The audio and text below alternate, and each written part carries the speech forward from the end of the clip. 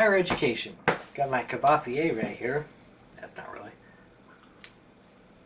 I was going to write a paper about this some years back, but what good would that do? Who's going to sit down and read a 50-plus page paper by some random jabroni? So I thought by adding figures and tables graphically in a video, that would really help for hammering out and not just putting people to sleep. So I try to trim things down and just get kind of the main points across, and I hope it isn't overly detrimental to the overall point I'm trying to get across. But the reoccurring thing here with me is I see two polar opposites to given topics, and I'm more often happy to find a compromise or shed some light from possibly a different angle to possibly help other people rethink the issues entirely. So the whole higher education thing is one of those issues. So again, with the two whole camps on this one. On the issue, do you have a college degree? Well, if you don't, you need one camp. And then there's the whole college is a scam and it ruined my life, stay away camp. Well, that's interesting. That either everyone should go to college or no one should. So pointing out that people should compromise doesn't quite make sense though. Should people halfway go to college? Well, nay, that doesn't make any sense. So let me dig into this from kind of a different angle. And starting with an instance that kind of opened some new doors in how I viewed this topic. So a couple of years ago, I was on vacation at a bed and breakfast, very fancy.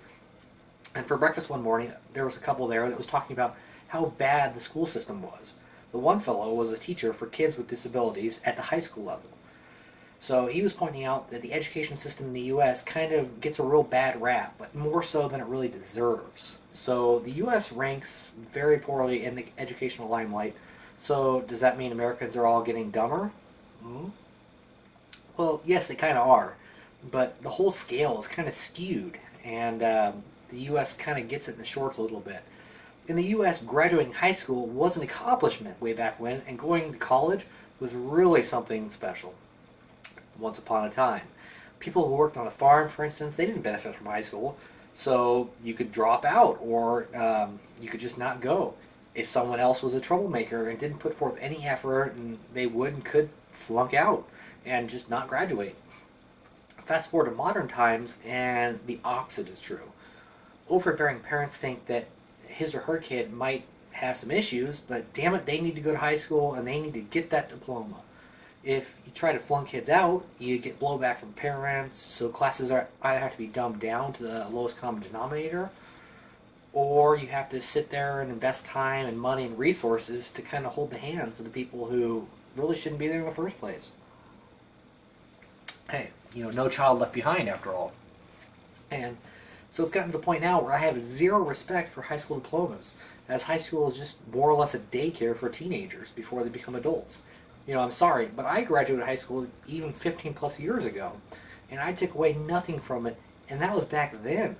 It was a waste of time back then, and it's only gotten worse. So I can't just delve into a college issue without kind of taking this step back to the stage before college. So try to keep up. Anyway, so are the standards in the U.S. being lowered? Absolutely. There are AP classes for the potential students who kind of want to take something away from high school, but most teenagers don't seek out to do an extra bit of work, and if you can take normal classes and skate by, a lot of people will go that route, and that's fine. I know when I went that route, there was zero motivation to make life hard on myself.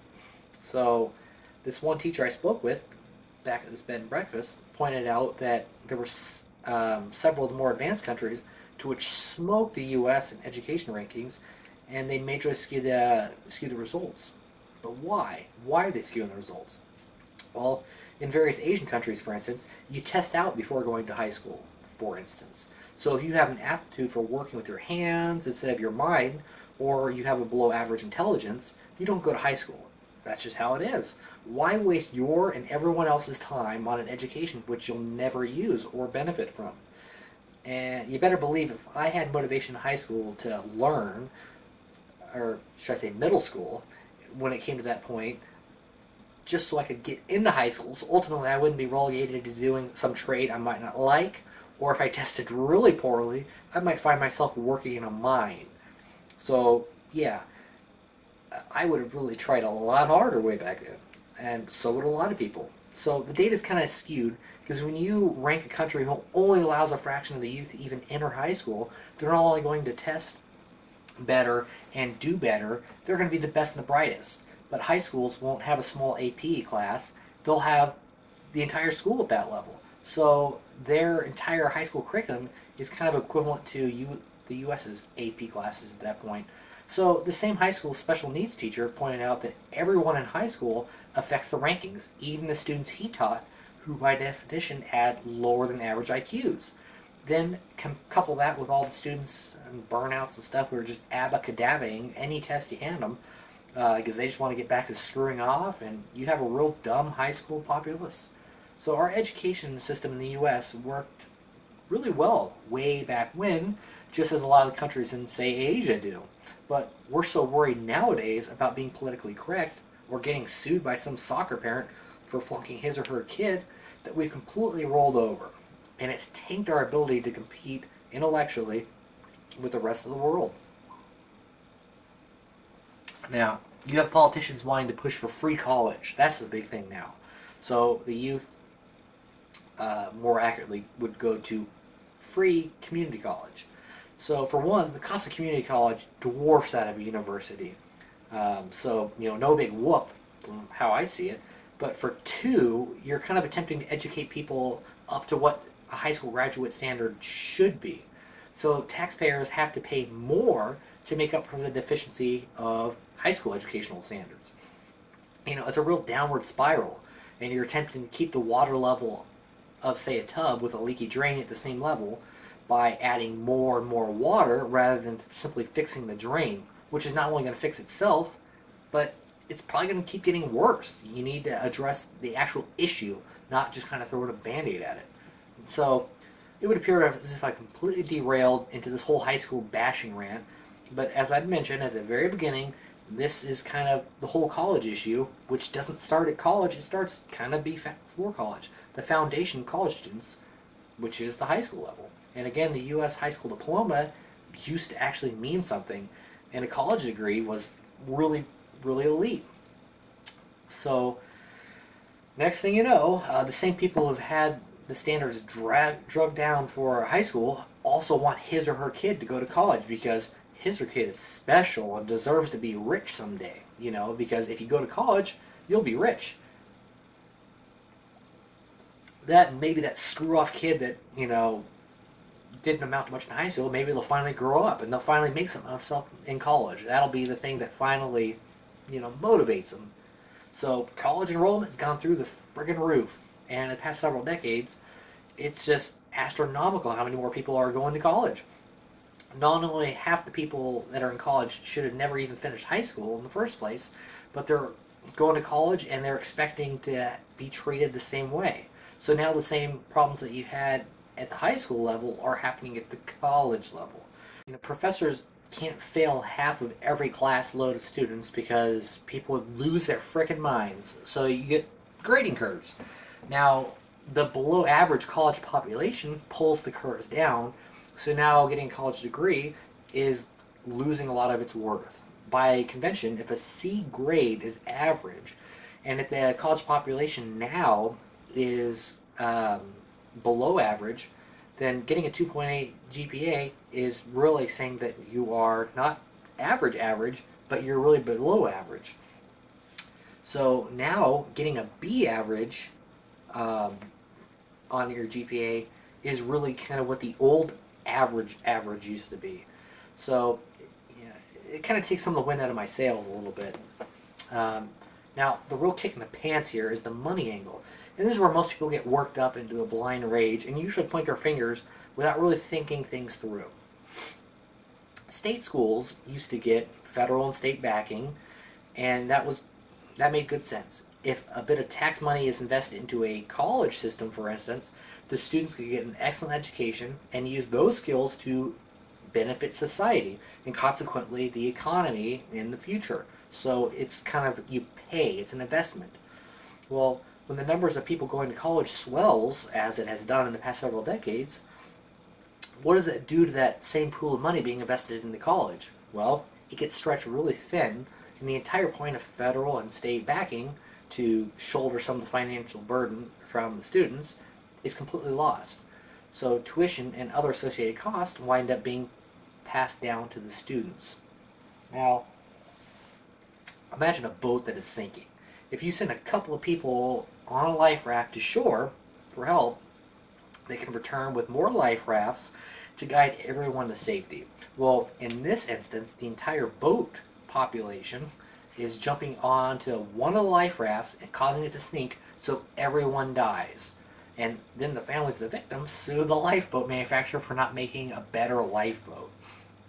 Now, that's just kind of how it is.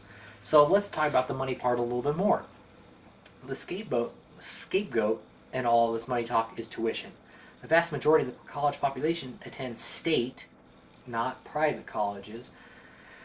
And a lot of colleges or universities charge somewhere between $4,000 and $6,000 a year, that's a 2-semester year, for tuition. If someone were to take out strictly loans for just that and shooting for an average of $5,000 a year, after 4 years, that's $20,000. Well, that's not too bad. And more accurately, working part-time during the year and full-time over the summer would easily take care of that to allow for graduating debt-free. Well,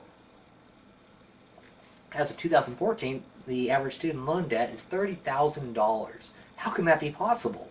Well, leave it to crafty entrepreneurs as well as universities to kind of bridge that gap from that huge swell in college student population. Strictly looking at where I got my undergraduate degree and using some of those costs, if you wanted to use reasonably priced housing, then ideally the best bet would be staying in some of the shoebox-sized dorms, because there are so many people in town now, they can really cram them in like sardines. So the cheapest 4-occupant room that I could find is 2 sets of bunk beds in a room, and they share a bathroom. There's no air conditioning, nothing really fancy, just electricity and internet connection. That runs about $3,684 a year, and that doesn't include the summer semester rates. So 4 years of that alone is $14,736. That accommodation is very poor, and most anyone would splurge to get off of that after the first year or so in the campus apartments, or pay even more for slightly better dorms. Oh, and if you stay in the dorm, the university requires you to buy a meal plan. And the absolute cheapest meal plan that you can get, that you're required to get, is $2,906 a year. So that's $11,624 after 4 years. And as a reminder, that meal plan is only valid 8 months out of the year, so you're on your own over the summer. And if you want a better meal plan, in which doesn't restrict you to eating only cafeteria food and offers more than 2 meals a day, well, that's $4,000 a year. I mean, that's pretty good. You get 304 meals per semester, or 2.7 meals a day during a normal 16-week semester. And hey, they throw in dining dollars, which is the $300 semester value, which averages out to $2.28 a day. And if you're diligent, are pursuing a real degree that actually entails studying and staying up late, then that's probably going to average out to $2.28 a day, and that's probably about 2 coffees. So all in all, that's $6.15 per meal a day. And yes, they're making a good profit off of that if you think about that, and that's cafeteria food. And that's $16,000 after 4 years. Now, all this applies 8 months out of the year. The other 12, or the other 4 months, you're on your own. And so far, using the cheapest option, that adds up to $46,360. The poorest college student will get out just shy of $50,000 after 4 years. That is assuming you're living with your parents over the summer, don't spend money on transportation, are malnourished, because I chose the cheapest meal plan on there, remember? You live with 3 other people in a dorm room that entire time for 4 years, don't have to pay for health insurance. Oh, and I didn't even talk about books and supplies and all that stuff. It's real difficult to factor in those costs because they're kind of all over the board, but let's figure $1,000 a year, which is very conservative, and it allows for rounding our total to a nice even $50,000 for 4 years. And this is a state school, mind you. That's as cheap as dirt as you can get. And if you aren't emancipated and you're younger than 26, your parents are going to get raped on the fastest, so you can kiss grants goodbye as well as better loan options. So if you wake up smart and get scholarships, you can probably knock that balance down by half. And if you work part-time during the year and full-time in the summer, you could get out debt-free in that case.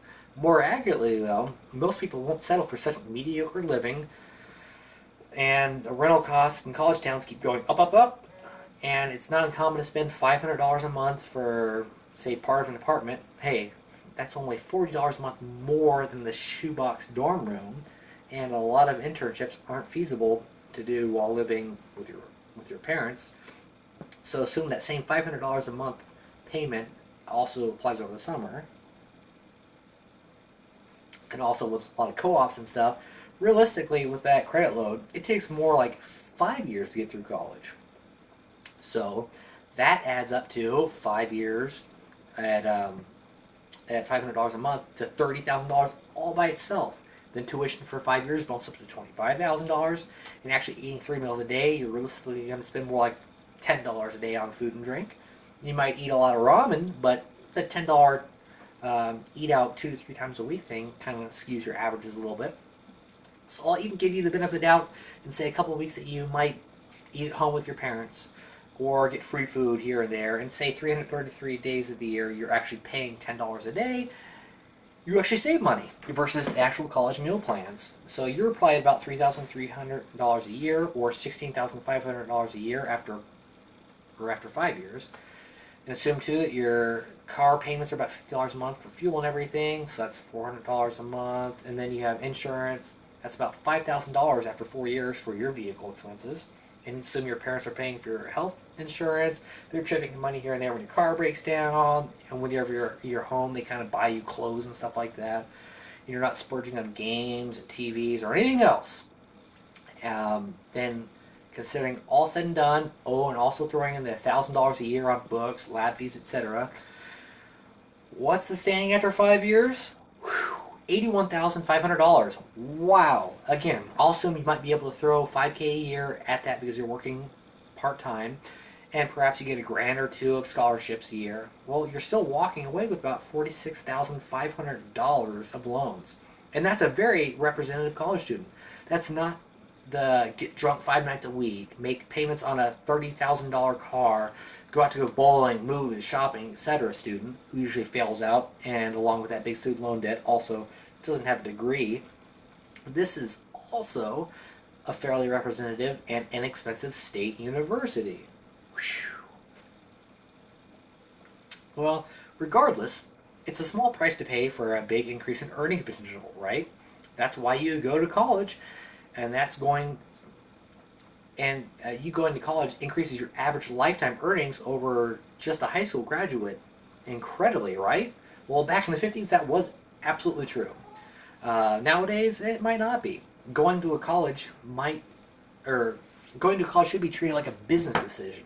So if I do a simple ROI, or return on investment calculation, over a lifetime that might obscure some important details, perhaps it costs $46,500 to get that degree, and the added earning potential is about $10,000 a year more than a non-college graduate for a certain degree. Also, assuming someone works for about 45 years, the ROI would be about $450,000 divided by $46,500, or 968%. Wow, that sounds really impressive. That's 9.7 times what you invested, you get back in college over a lifetime. But that doesn't factor in a couple of things. Assuming not going to college and working a job, earning on average $20,000 a year for 5 years, that's $100,000 in lost revenue.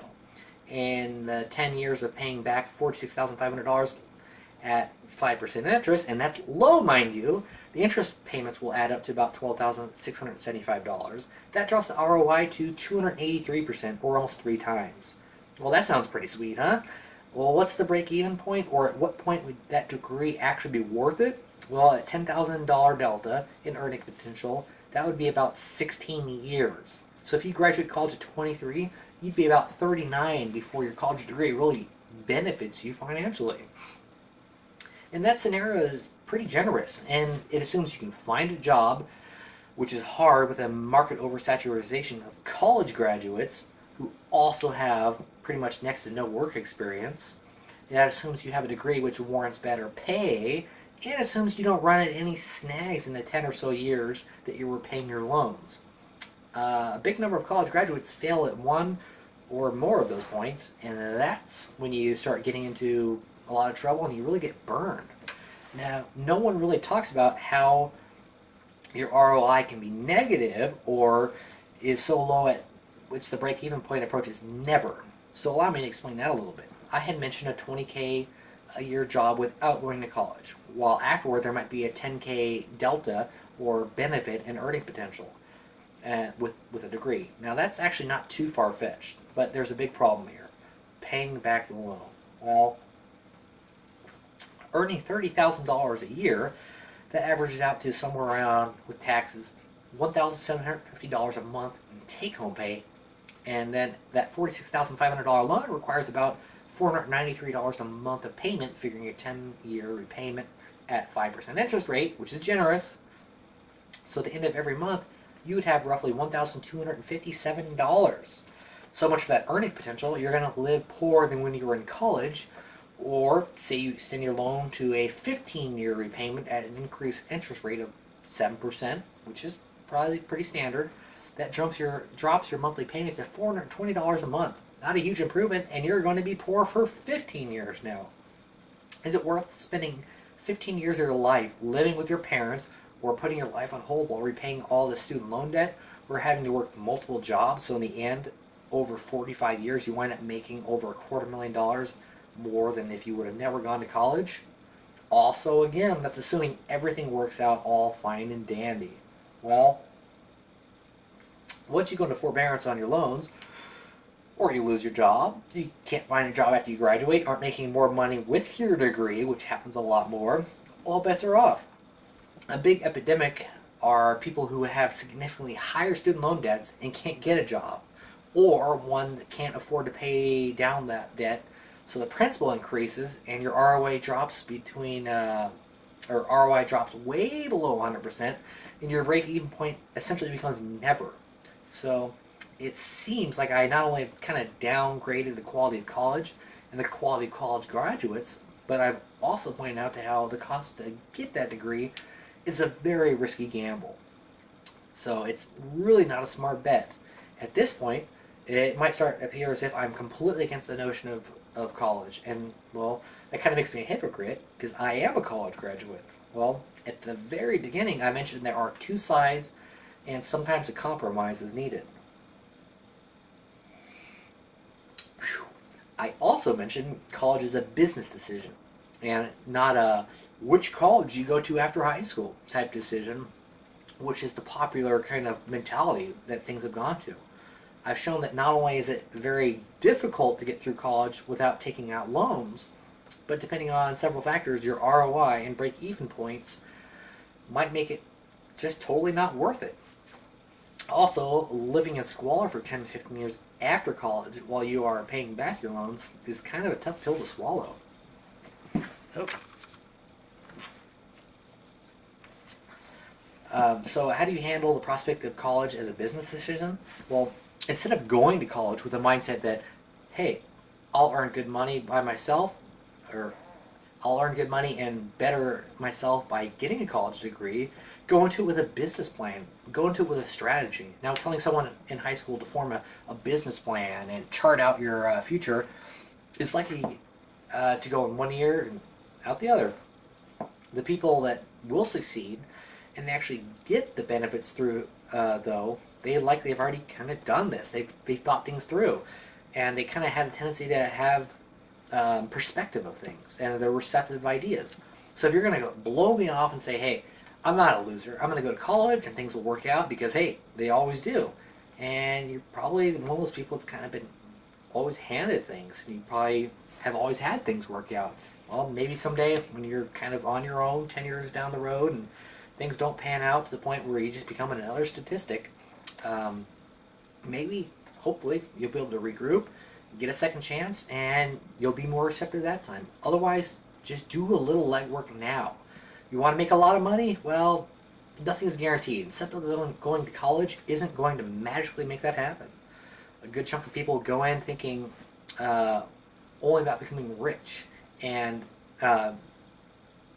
it only takes a couple of leaps of logic to figure out that that's not quite how things work. Rich people usually get that way by making successful businesses, let's say. Therefore, running a successful business will make you rich. Well, if you go to college and get a business degree, then you'll learn how to run a business. Ergo, you can potentially run a successful business and become rich. Well, it's a slippery slope, and as far as logic goes, I know a lot of people have kind of started with that logic, and it's a total trap. Actually, the vast majority of people from high school, and while they worked after high school, who got college degrees, have degrees like business degrees. And I can't think of a single one of them who received any sort of leg up in the world, and most of them either continued on working an hourly type pay for like service industry wages, they got married and relied on their spouse's income to support the family, or they went back to school and got graduate degrees or better degrees. But that particular business degree that's supposed to make them rich didn't do anything. So doing a little bit of legwork